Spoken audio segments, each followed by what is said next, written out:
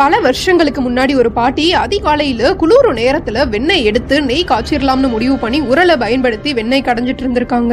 அந்த நேரத்துல பாட்டி வெண்ணெய் கடையாம இருக்கும்போது வேற யாரோ வெண்ணெய் கடையிற மாதிரியான சத்தம் பயங்கரமா கேட்டிருக்கு. உடனே அந்த பாட்டி அக்கம் பக்கத்துல வேற யாரோ வெண்ணெய் எடுக்கிறாங்க போலன்னு நினைச்சு வெண்ணெய் உருண்டைகளை சேமிச்சு வைக்கிறதுக்காக மண் பாத்திரத்தை எடுக்கிறதுக்காக வீட்டுக்குள்ள போயிருக்காங்க. அடுப்படிக்குள்ள போன பாட்டி பாத்திரத்தை எடுக்கும் போது ஜன்னல் வழியா வெண்ணெய் கடைஞ்சிட்டு இருந்த உலக்கை அசைறத கவனிச்சிருக்காங்க. உடனே வெளியே ஓடி வந்த பாட்டி வெளியே யாருமே இல்லாததுனால காத்துக்கு உலக்கை அசைஞ்சிருக்கும் போல நினைச்சு கண்டுக்காம வெண்ணெய் எடுத்து முடிச்சிருக்காங்க.